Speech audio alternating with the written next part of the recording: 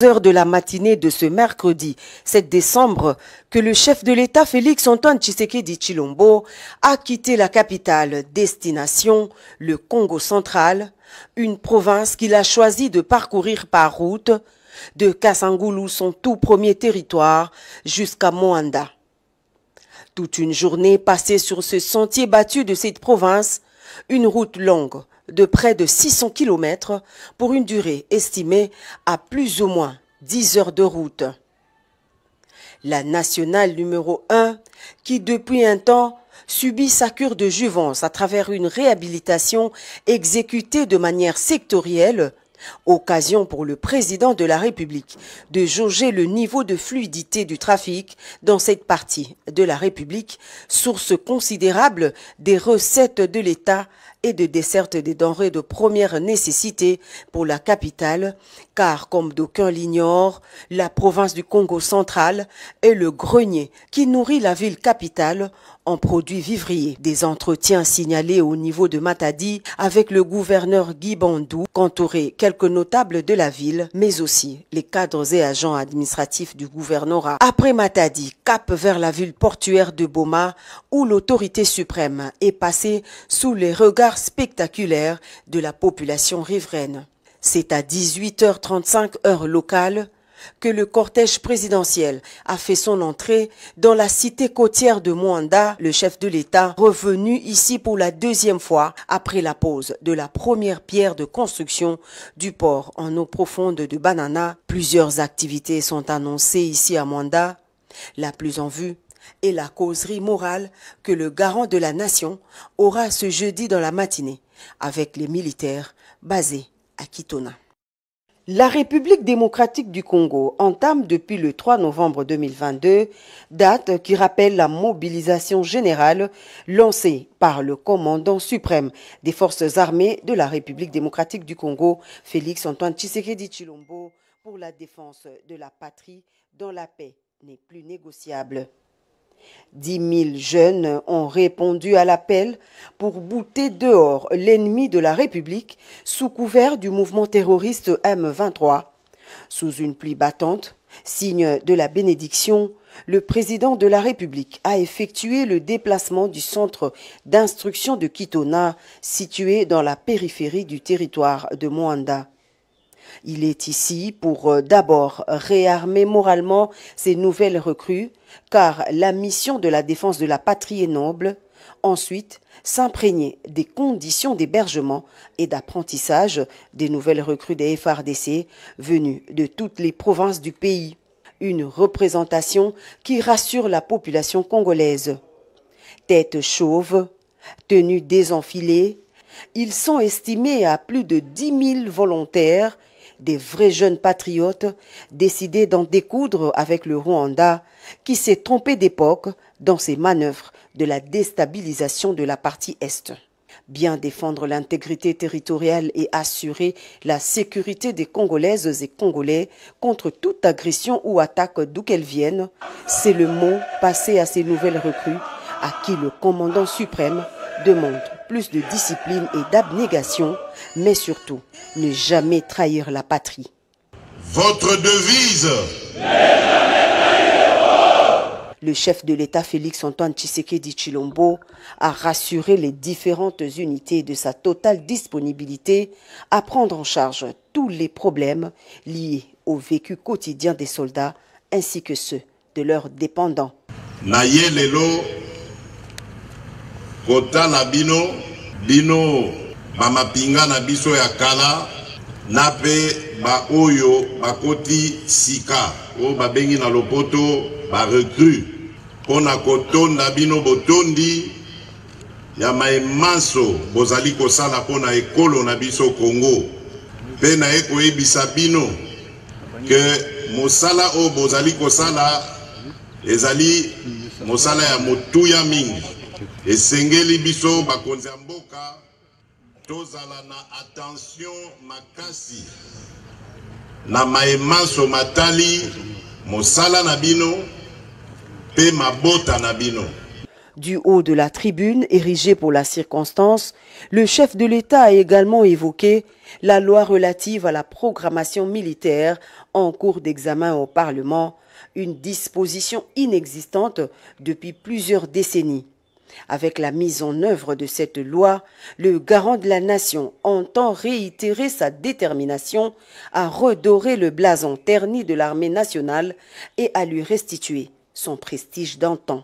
Nakosala bino ba promesse mingite, na préféré na bandaka kolakisa bino na ba acte bokomona bino moko ndenge mapinga na biso ekozwa valeur ekozonge la valeur nango ya kala pe ekobanda kobangisa banguna nyonso oyo bakozala na makanisi ya koatake mboka na biso. Gouvernement etindaki loi oyo ya programmation militaire na parlement esali bambula na banza banda ba période d'indépendance wana loi wana ezalaki te. Tina ya loi wana ezali nini? Ezali ko organiser armée na biso, koyeba nombre ya effectif, koyeba ko équiper armée na biso, koyeba ko gérer yango de sorte que banamboka mapinga bazala na ba condition malamu. Yango wana loi wana eko permettre biso sikoyo to bandaka kotia mbongo o esengeli ko salisa bino na maimanso na lakisi bino wana.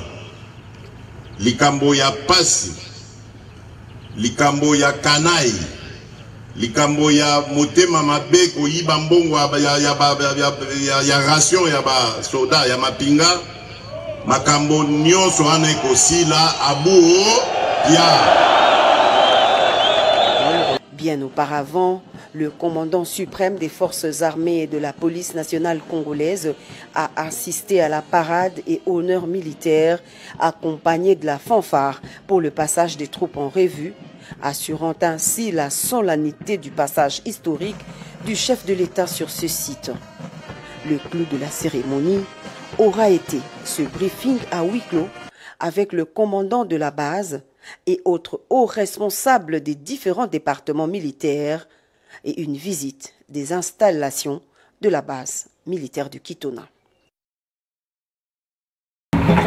11 mois après la pose de la première pierre, ce sont les bruits des engins qui rivalisent désormais avec le son des vagues de l'océan Atlantique. Le gigantesque chantier de construction du port en eau profonde est en plein déploiement. Le processus d'expropriation des occupants et autochtones étant complètement bouclé, l'heure est aux travaux d'enrochement. À ce jour, le processus d'expropriation est quasiment à son terme. Il est vrai que nous ne sommes pas parvenus à atteindre certaines personnes affectées par le projet. Et pour ce cas-là, nous avions envoyé les dossiers en justice, conformément à ce que préconise la loi sur les expropriations. Avec les autochtones, il n'y a pas de problème. Nous sommes parvenus à, comme je l'ai dit, à trouver une issue. Et même qu'ils sont en train de libérer, ou ils ont déjà libéré leur village. Ils ont même déjà trouvé un endroit où sera construit un nouveau village. Depuis la pose de la première pierre jusqu'à maintenant, il y a eu beaucoup de travaux qui se sont faits. Entre autres, on a finalisé les études, on a approfondi les études.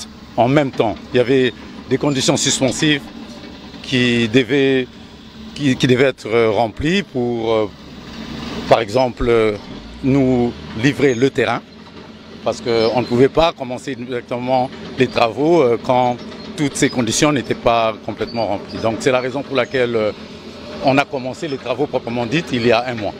Peu avant de se rendre à la base de Kitona, dans la matinée de ce mercredi, le chef de l'État est venu s'enquérir personnellement de l'effectivité du début des travaux de ce port qui traduit la matérialisation de sa vision en vue de concrétiser sa promesse faite à la population de Mwanda et de toute la République démocratique du Congo.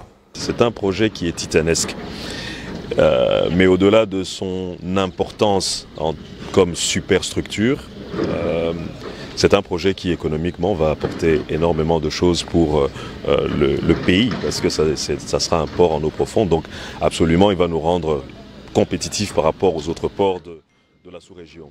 Et donc moi je suis heureux. La dernière fois que nous sommes passés ici, c'était le 9 novembre, c'était à l'occasion du début des travaux d'enrochement. Et je pense que vous pouvez voir que les machines sont à pied d'œuvre. Et il est normal pour le chef de l'État, en étant ici en province, de venir faire un tour dans le cadre de son itinérance pour se rendre compte effectivement que les travaux ont bel et bien commencé. Quand un projet se lance, il faut avoir la ferme conviction que ce projet va arriver à son terme. Ce n'est pas une option de commencer à chaque fois critiquer un projet quand il démarre. La seule option que nous avons, c'est de tous soutenir le projet pour qu'il puisse voir le jour, parce qu'il est de l'intérêt de tous les Congolais.